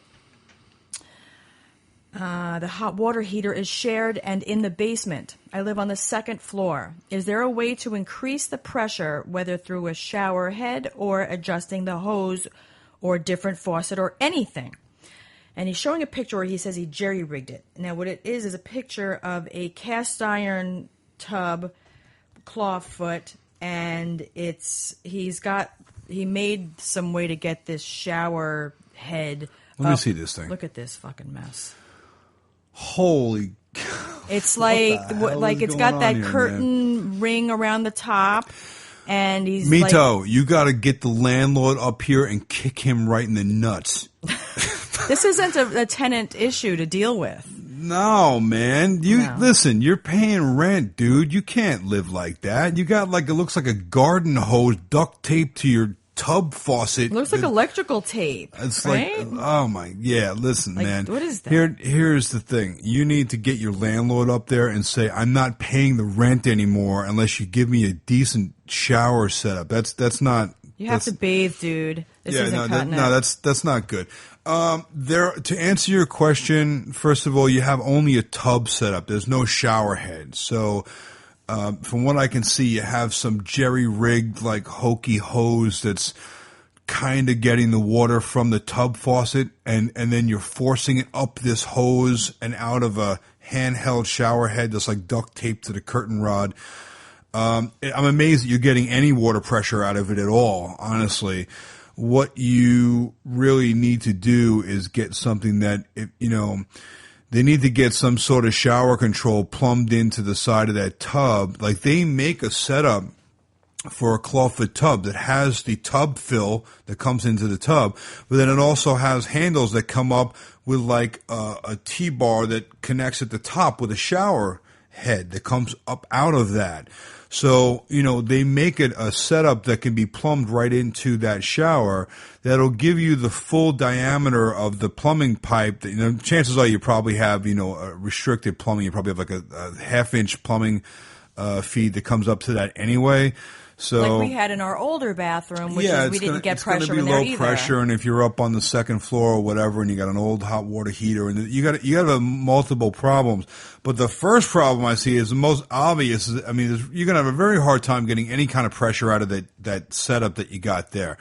So you need to have something that's going to give you, at least a normal shower control and a normal diameter supply up to the shower head. And I really think that you ought to contact your landlord and say, listen, this just isn't cool, because if you're paying rent, you should have, at least a decent setup in your bathroom that you can bathe yourself with. So yeah, and if your landlord is your mom, you just need to move the fuck out. Well, you can't kick your mom in the nuts, but I don't know. I haven't seen your mom. I don't know. I'm just guessing. Get your own place, dude. Yeah. No, man. that Seriously. sucks. I wish that I could give you a better remedy for that situation, but you need to get the proper plumbing setup so at least you can have a real shower head coming off of that supply, the hot and cold supply, off a mixing valve that'll give you a full pressure up to a shower head. You're never going to get good pressure there. I don't know that the pressure in the building is the problem. The problem is probably that you're trying to get pressure out of a shower head that's really designed to come out of a tub spout. And I think it's just not going to work. Yeah. So, yeah. Yeah, and thanks for the question. I'm sorry. Yeah, I wish I had a better solution for you, dude. Yeah. Yeah. There's a couple of extra questions. I think maybe we can both just answer together. Or Cindy Bird. 10 inches. You always do. Well, that's all right. Cindy Berlogar said, what things in the home should be protected if you plan to get a cat or a dog? That would be everything. Everything, especially if you're going to get a baby, a puppy, or a kitten. Holy crap. If you've never had one before, totally different if you're a things. first-time pet owner, be prepared for damage. They like to, especially young cats animals. and kittens need to do their claws. You need to have a scratching post. Yeah, give them. If you're getting a kitten, they got to have plenty of things to scratch on and make it their things. You want to give them scratching posts. The carpet covered. Anything you can give them, it's going to be theirs that they can designate as their damage. Thing that they can air their claws out on, or else they will use your furniture. They'll use anything they can. Yeah. They don't know the difference. So if you give them their own thing, that's going to make it. Our furniture in our house, none of our furniture is destroyed. Not one because piece. they have like multiple. We have a cat room upstairs that Skip built. It's a beautiful big room. And well, listen, not everybody's going to have a whole room dedicated we have to their multiple cats. cat trees, Right? But the thing is, cats. If you're going to have, especially a cat, we have a few cats. You need to have at least a setup to where they have stuff that they can scratch on. And you know what's also important as a cat owner is to have a variety of scratching posts, because some cats prefer one that's vertical, some prefer one that's horizontal, some prefer it on 45-degree angle.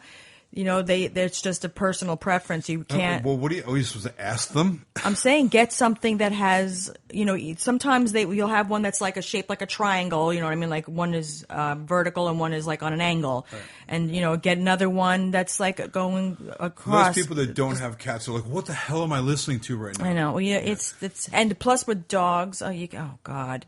You can't even, there's no way to protect your furniture against a dog who's teething.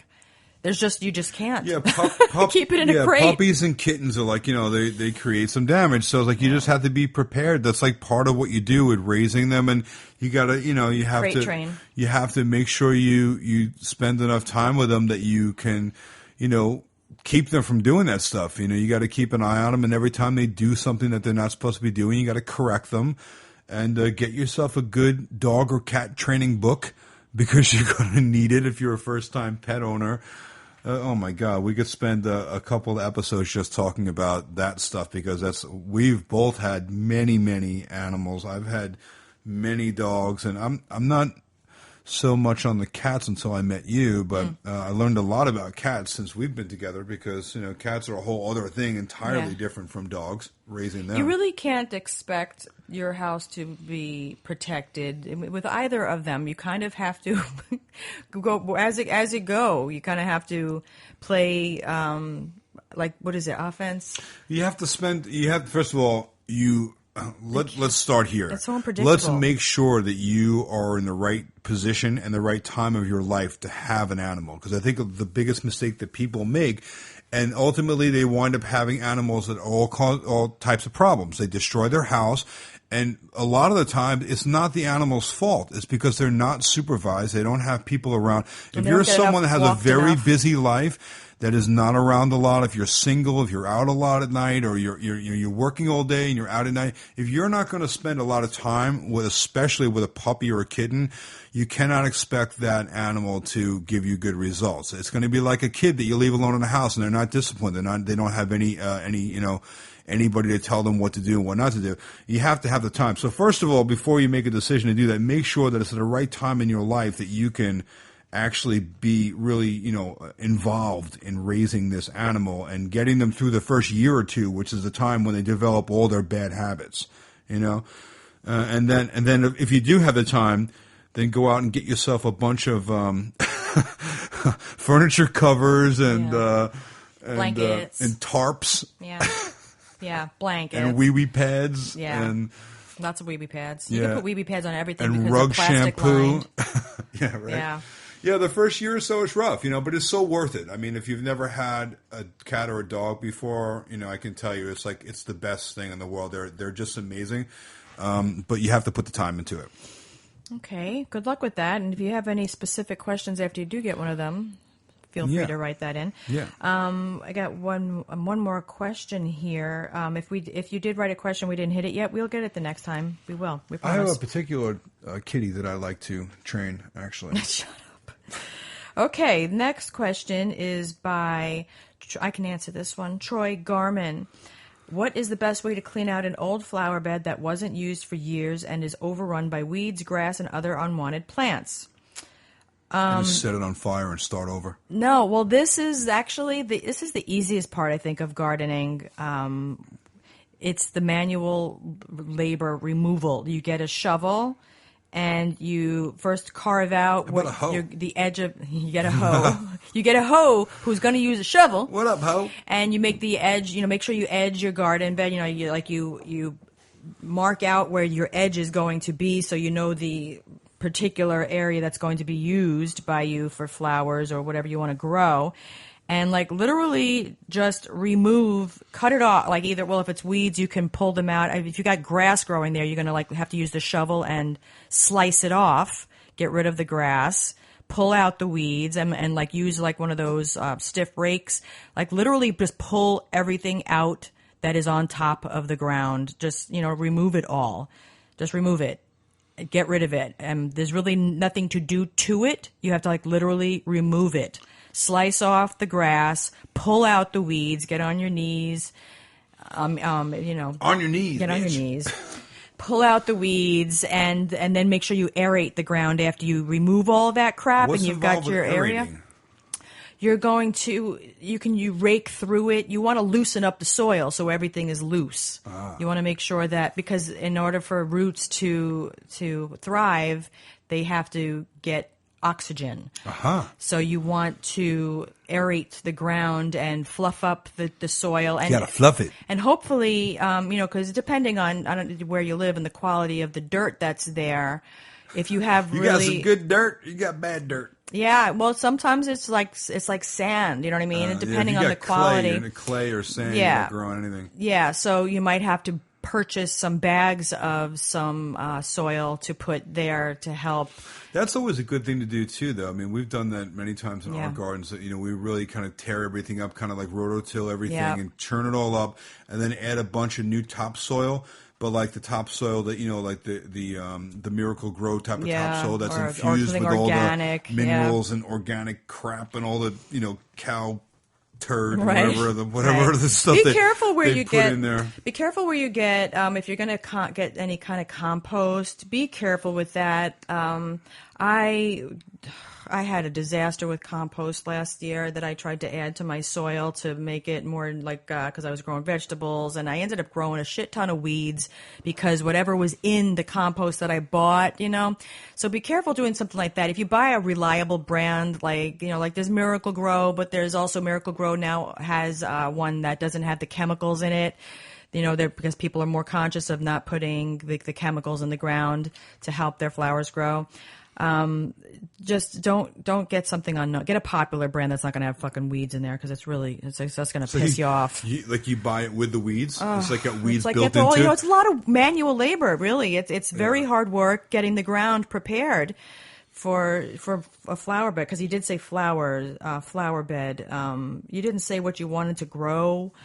If it's just going to be things like flowers, it doesn't need to be as nutritious as if you were growing vegetables and things like that, because the ground, as long as you keep it watered, it's made to have things grow in it.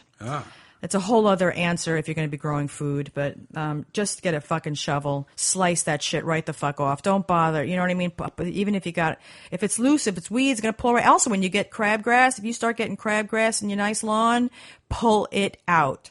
Don't start spraying stuff on it to kill it, because it's going to kill what's around it. Pull it out. Weeds like to be pulled out. Get the root, get the whole thing out completely. Be done with it. Because weeds will spread like weeds. What else you got there? Okay, well, I think now that you've answered about 600 I got a couple really questions. good products, actually, I wanted to mention to people as well. I got a couple of things that I'm actually, I find that, are really good products, and I like to recommend. Yeah. Let's say that again. Okay. I like to recommend some products to people that work really well for us, and one of them is, I was reading this article about someone that had a kitchen fire, like a grease fire, and it happens a lot. If you look at the statistics, a lot of the causes of fires in residential homes are due to kitchen fires that start with like grease fires that flare up to the ceiling. They get out of control, and there's nothing you can do to stop it, and it winds up burning the whole house down. So they make this product called Firefighter in a can. It's called Stovetop Fire Stop. It's actually a really cool thing. You can find them in most of your home centers. They look like almost like two little sternos, like the little cans, like sterno cans, like two little tin cans. They're magnetic, and they stick to the underside of your oven or your stove top hood. So if you have a hood over your stove, you stick these little cans, they're like a tuna can, up to the underside of the metal, so you don't even see them. They're tucked up in there. But what they are, they're a fire suppression system.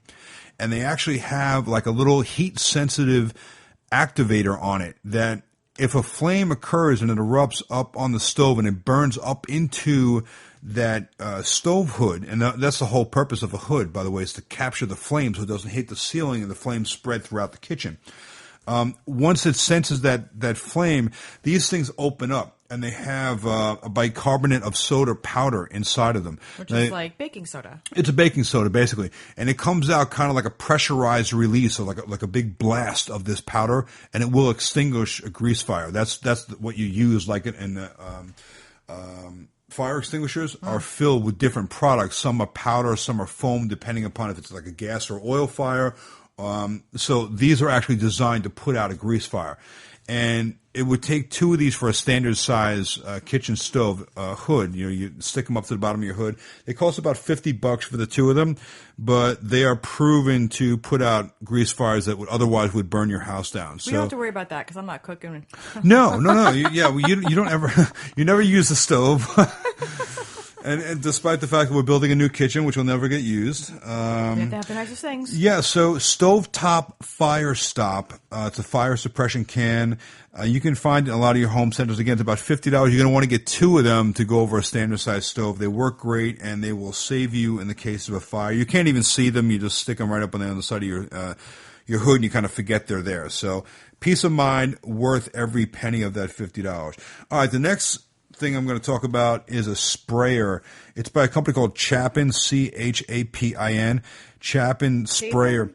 Chapin, I think it's Chapin. It's a multi-purpose pump sprayer. So you guys have seen like the pump sprayers that you have outside the house. You can put like a weed killer in it. It's like a big pump sprayer. You pump it up, and then you have a handheld, like a hose, that you can spray your weeds or spray your pesticides or spray whatever you want. So you don't have to keep squeeze. Yeah, so there's a small bottle. I think it's 48 ounce. Yeah, 48 ounces. It's a multi-purpose pump sprayer. It's a little handheld. It doesn't have a separate hose to it. It's just an all-in-one unit. And what's great about this is for using cleaners around your house. So if you're using like a bathroom cleaner or a kitchen cleaner, especially a bathroom cleaner, like you're spraying down your shower and you're using a shower spray cleaner, you got to spray that thing like 1,000 squeezes of your hand, right? And by the time you get done, your hand is like, blown up, your forearm. It's actually a good workout if you're going to do a forearm workout, but it's like, it's sometimes it can be hard to spray that whole shower down. So this is a great way to do that. You can also save a lot of money with this thing because what you do is you go to your home center and you buy the bathroom cleaner in like a gallon-sized jug, like the commercial companies use, like the cleaning companies. They buy all this stuff like an industrial size rather than just like the little retail pump sprayer of like, Fantastic or whatever, spray product you're using. You buy it by the gallon, so it's about 50% cheaper when you do that. You put it in this pump sprayer, you pump this thing up like 4 or 5 pumps, you create pressure inside this, and then you can spray down your whole shower just by holding the trigger. So you save money, you save a bunch of money on the product because God knows how much cleaning products cost. They're expensive, and it's a lot easier to do. So if you're someone that sprays down your shower like a couple times a week, like regularly, it's like it's a bit of a workout working that sprayer. So for $16, you can go on Amazon and get this. I'm going to put a link to that because I actually use this for. I put the stuff to keep the bugs away from the plants outside. Yeah, it's great for that too. It's like a little mini version of like a pump sprayer. Right. So you can use it to do small things or in the garden and stuff, but it's great to use in the house for a lot of your cleaners. You buy the cleaners in bulk so you save money on the cleaning fluids and you put it in the pump sprayer and you can label the pump sprayer, whatever it is. You buy a few of them, you put some masking tape on it, take a Sharpie and label it what's in it, right? And then now it's so much easier to use. You do your thing. Yeah. All right, so $16 on Amazon. Check it out. In that particular unit, there's a couple of different Chapin models. This particular one that I found that works really well and has really good ratings is model 1002. So it's a multi-purpose pump sprayer. All right, the next thing is everybody's using USB chargers for everything that we do. Everything from our phones to our tablets to our laptops, everything we do is USB powered now, right? So many of us have like the little power block you plug into your wall receptacle, and now you're using up one of the plugs, one of the 2 of the duplex receptacles in that plug, right, in that outlet. So what they have, there's a couple of different companies that are making some really good products out there, and this is kind of like the tech stuff that I like to recommend to people when I see a product that I like. There's a company called Snap Power. You can go to snappower.com, and they make a USB charger port that requires no wiring. Now, there are receptacles out there now that you can get in your home centers that'll be your regular receptacle. Either it's the Decora square, the rectangular style, or the regular traditional style receptacle. But they will have incorporated into that receptacle, they'll have a USB charging port. The only thing is you have to shut the power off. You got to take your receptacle, pull it out of the wall, disconnect all the wires and rewire in a new receptacle. And a lot of people are leery of doing electrical work. They're afraid of getting electrocuted, and for good reason. You know, it can be dangerous work. A lot of people don't have the tools or just the wherewithal to do it, so they're afraid of doing that, so they resort to plugging in the power block and you're using up your receptacle. Go to snappower.com. They make a plate that plugs right into your current receptacle. It's actually pretty cool. They cost about $20. There's no wiring. It installs in seconds. Anybody can use it. And now you have full use of both receptacles because it doesn't block up one of your receptacles, and you have an additional USB power port to it. They also make these with a night light that's incorporated into it, which is really cool because the night lights run forever. The bulbs are rated to last for up to 25 years. They cost only about 10 cents to run this thing per year, night light every day, or every night rather. So that's a really good little additive feature that you can put into it. You can either get the night light or the USB or the combination. So check out snappower.com. The other thing I want to mention to you is Belkin. You guys all know Belkin. They're a company been around for a long time, make all sorts of great tech products. They make a mini swivel surge protector. You can find this also on Amazon for $12.65. I'm going to put it on our episode summary as well. This is awesome. We'll post a link for this.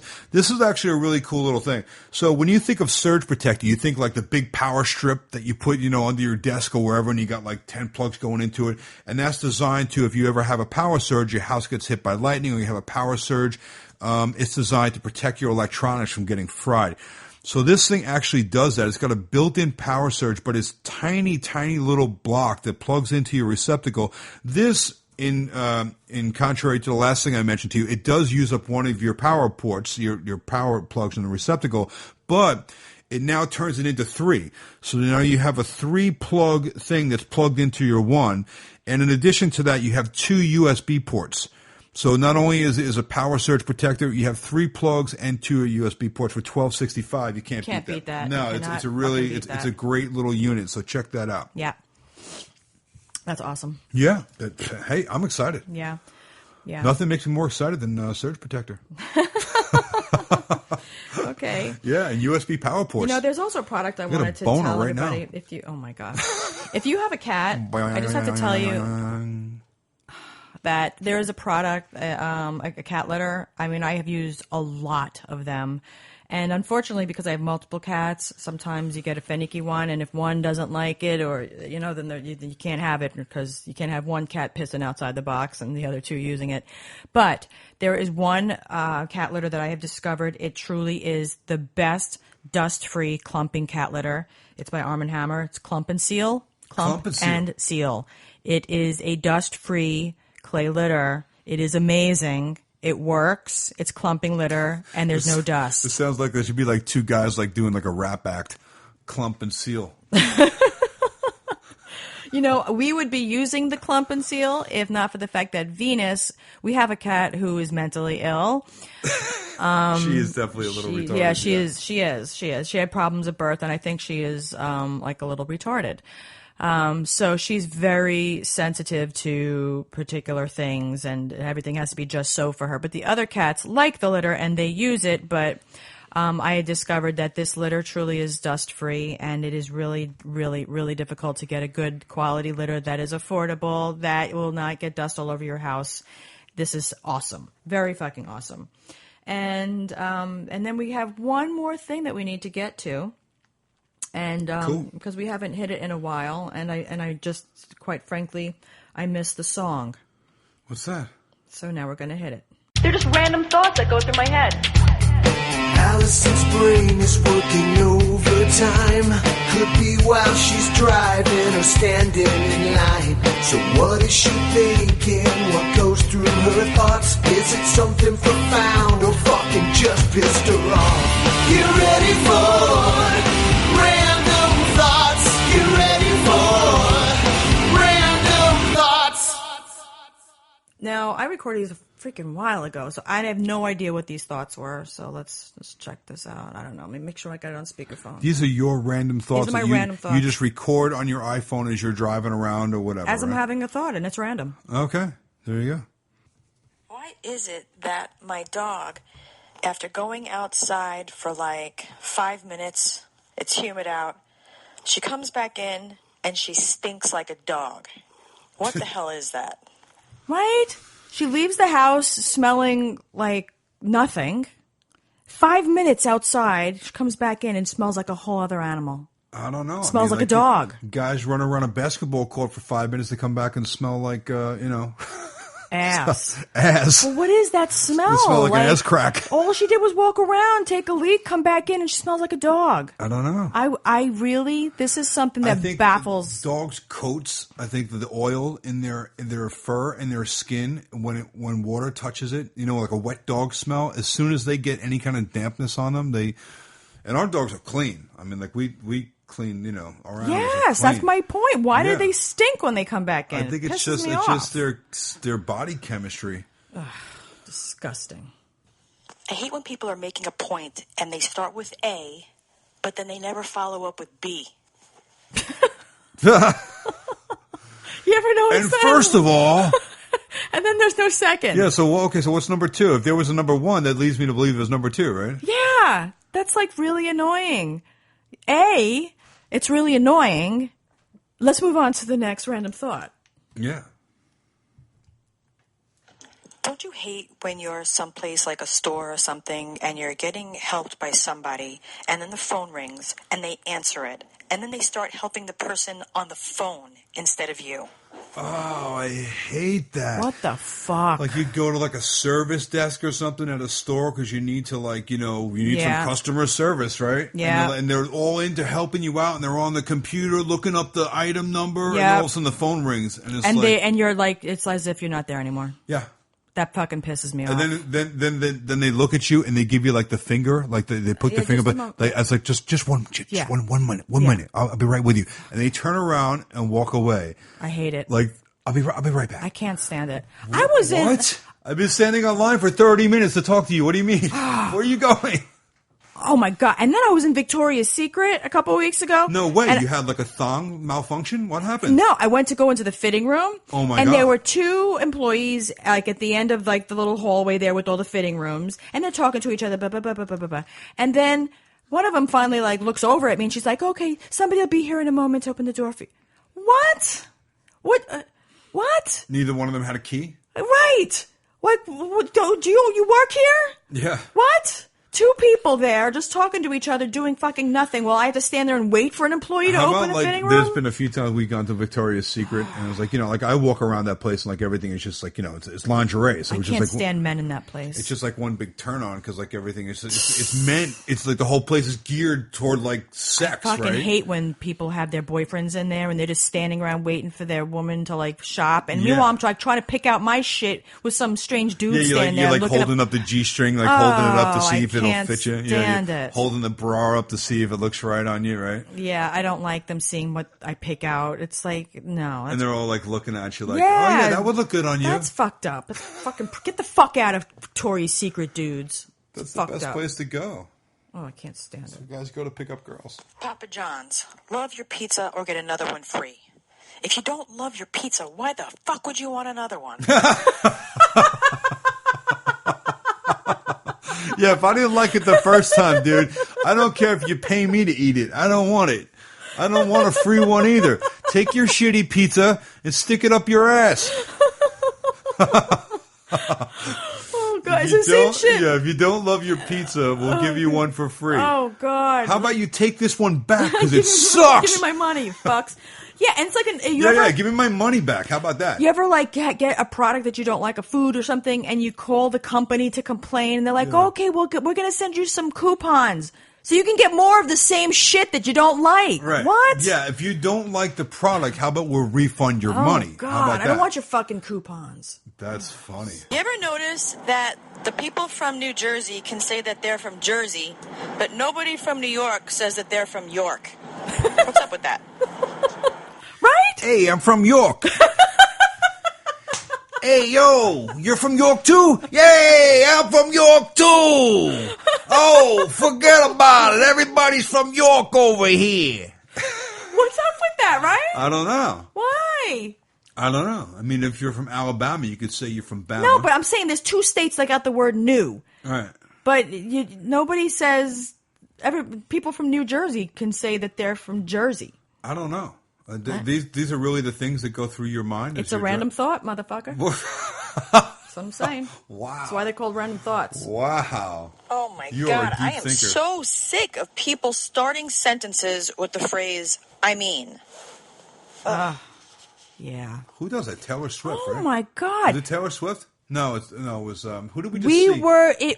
It was Carrie Underwood. Carrie Underwood, was yeah. on the Talking Dead. Right. And they were asking her questions, and every So, answer Carrie, what started did you with, think about when Rick came out of the house and like guns were blazing? I mean, it was like, you know, it was. and then the more So, Carrie, I think what about do you think of Daryl? Like, this season. I mean, he's been like, out every season, like, why? That makes no fucking sense. So, Carrie, how about when the zombies came running out of that house? What do you think about that scene?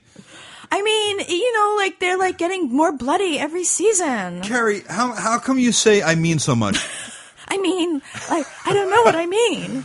Oh my God. And then the more I notice that, the more I notice more people doing it. Yeah. They it's start like, the it's sentence a verbal with I mean. filler. They call it a verbal filler. Like some people say or and like they incorporate it into every sentence. It makes no sense. Yeah. Oh my God, there's something else I thought of that makes no sense. I don't even know if it's a random thought. It might be. And by the way, the expression is I couldn't care less, not I could care less. Yeah. Exactly. Because that's right. Because if you could care less, how much more could you not care? It's like, no, I couldn't care less means I could not care less, which means that I care zero. Right. You could not care less because you don't care at all. Right. It's kind of like I don't give a fuck, so it's like there are no fucks to give. Exactly. Yeah. Exactly. So people, it's I couldn't care less. There's not even one fuck. Because if you couldn't could even possibly give a single fuck. Right. If you could care less, that means you've got more fucks to give. Whoa.